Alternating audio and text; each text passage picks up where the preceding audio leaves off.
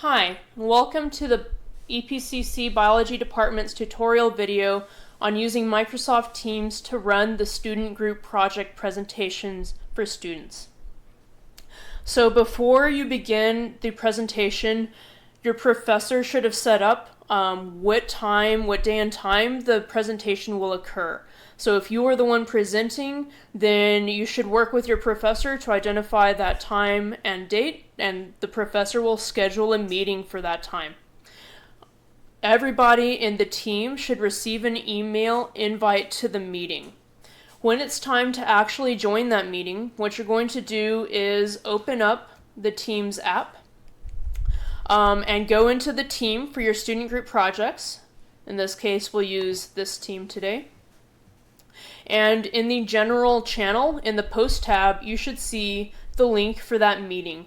So you can click right here to join the meeting, or you can click join, of course, to join the meeting. And so I'll join the meeting right now. First, it takes you to this preview screen where you can see what you look like in the camera. You can turn the camera on and off, turn your mic on and off. You can change what device you're using for different things if you have multiple devices. So you can set what you're using for the speaker, for the microphone, or for your camera. And you can also change your background by clicking this button here. You can choose a generic room for your background. You can choose something more fantastical, or you could just blur your background out. For professionalism, it's probably a good idea to avoid some of these more fantastical backgrounds because they could be distracting. And when you have it set the way that you want, you can click Join Now.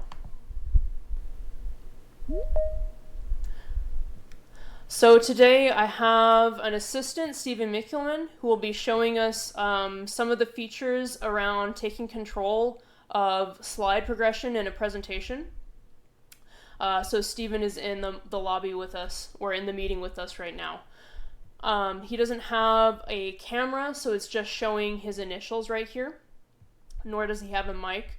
And since he is a guest, we will not be able to chat with him today, but I can show off some features with his presence. So when you're in the meeting, if you have other people in the meeting with you with camera feeds, then the screen will be divided into little boxes for the different camera feeds of the different meeting attendees, who would be your professor and your classmates and your group mates. Your own video feed should show at the bottom of the screen. You can toggle your camera on and off using this little bar of controls here. You can also toggle your mic on and off. This is the share button that you would use to share the presentation if you are one of the members of the group, one of the group members who is presenting today. You can also click the ... more actions to get some more features.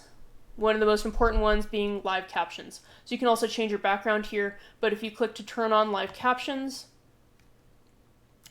then it will start identifying the speech of different people in the meeting and giving you basically subtitles for the meeting.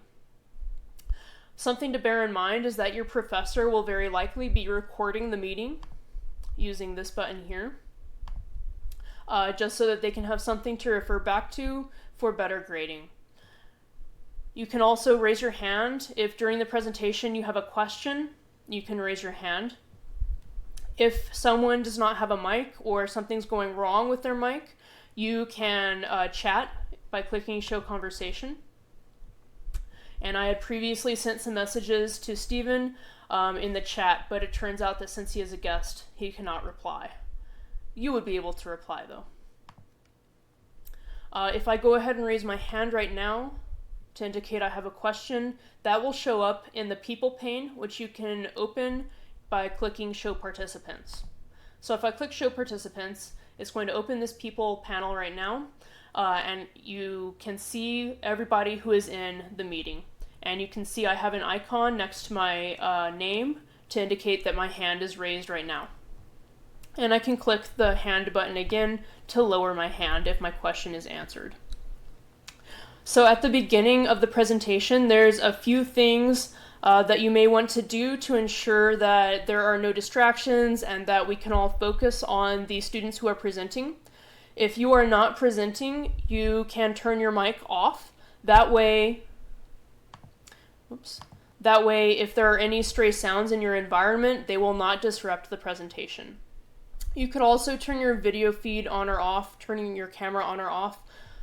In general, the system will prioritize showing the video feeds of people who have a camera activated. It's just showing Steven's feed in the whole screen right now because there's no one else besides me who has a feed that's active. Another thing you can do to highlight the presenters is in the people pane, you can pin people to the top of the list. So you may have a large number of people in this meeting.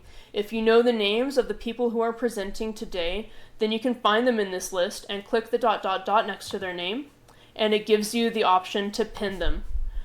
It will not pin them above you, but it will pin them to generally the top of the list, and when that happens, their feed will be prioritized, which is the most important thing about it. So you can pin multiple people, and you can identify all the members of the group that are presenting and pin them, and then their video feeds will always be showing first in the list of feeds.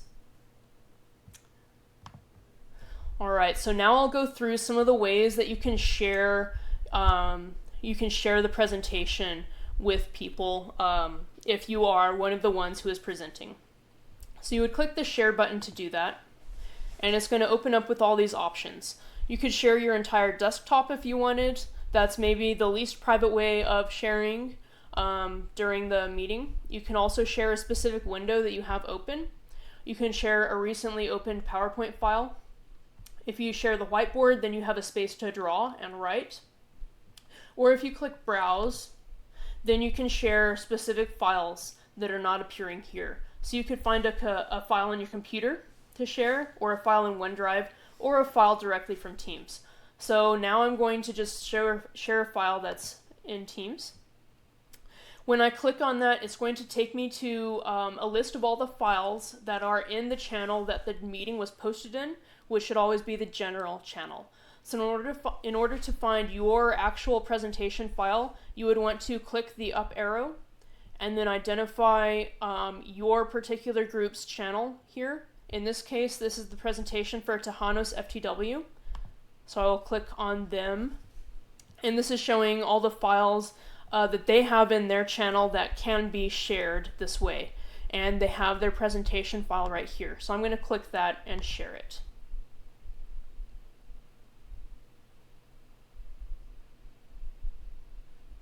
And now it is filling the screen, and video feeds are at the bottom of the screen. Anyone you have pinned would be appearing first in the list, and anyone who's lower in the list of people would be probably not on the screen right now. Since I'm the one who has shared this, it gives me this little bar that lets me navigate through the presentation and lets me choose when I stop presenting. So I can click forward to go forward in the slides, or back to go back in the slides. Something to keep in mind is that other people by default are also able to do this. They can go freely forward and back through the slides. It doesn't affect what anyone else sees except for them, but they can do that by default. In order to prevent that from happening, you want to click this eye right here so that it's crossed out. When that eye is crossed out, then everybody is only seeing whichever slide you are on. So this is a good way to make sure that everybody is with you as you're moving through the presentation. Then at the end, when you're taking questions, you might want to click that button again so that now people can go back to any slides that they had questions on and refer to them. Another way that you can move through the slides is just by clicking on the slide to go forward. When you are done moving through the slides, you would click, or when you're done with the presentation entirely, then you would click Stop Presenting to stop sharing. Now, if you are someone who is watching this presentation, if you're another group member and it's time for you to present, you can click Take Control. You will have your own little bar here, and you'll have a button that says Take Control or Request Control. And you can click that button so that you now will be able to be the one who moves through the slides. So Stephen, can you take control right now? And now Stephen is in control of these slides. Move through the slides for me. Awesome. So in this way, and now I see that I have this button to take control back from him. Now I'm going to steal control back. Now it's my turn to control the slides. All right, so in this way you can coordinate between your group members who's doing what part of the presentation, and then when it's time for your part, you can just take control and move through the slides yourself without waiting for your group member to do it for you. And then at the end you can stop presenting. Thank you, Stephen. There's also another way that you could share, which might be more intuitive for some people. In order to share this way, you need to have downloaded your presentation file onto your computer, and you need to have it open. And then you would click share, and it's going to be open as a window on your computer, and you'll find that window, in this case is right here, and click it. Now you're sharing basically the image, basically the image of your PowerPoint program on your computer. And I'll click to begin this presentation. All right, and so now I can move through the slides as I normally would if I was using PowerPoint, because I am just using PowerPoint. If you move to the top, then you have, again, your little controls. This is your share toolbar. You can stop presenting, and you can give control to someone else. In this case, I'm not able to find anyone in the list of people to give control to because Stephen is a guest, and I'm already in control. So I'll just stop presenting. Actually, there's one more thing I need to point out to you, which is that if you have an audio file or a video file in your presentation, in order to get that audio to share correctly, you need to click it to include the system audio. So if you're sharing this way, you can just click the button right here to include system audio. If not, there's a different way to do it. So I'll stop presenting. Okay, and now if I click the share button again, right here I have a box I can check to include my system audio. That way any files that are playing as part of that presentation will be audible to other members of the meeting. And when everything is done, you can click hang up to actually exit the meeting. If you click on more actions here, end meeting will end the meeting for everybody. So don't click that. Just click the red button, hang up, when you are done. And if your professor has recorded the meeting, the recording is going to be available here where the meeting was posted. I had posted a previous recording here, so if I click to expand, we can see it right here. So if I click this, it will begin playing. I actually don't want it to play, so I'm not going to let it finish loading. This recording would be available here in Teams for 1 week after the presentation is over. So those are the basics of how to run a presentation in Microsoft Teams if you're a student who is presenting or spectating. And I hope you enjoyed this video and found it useful, and thanks for watching.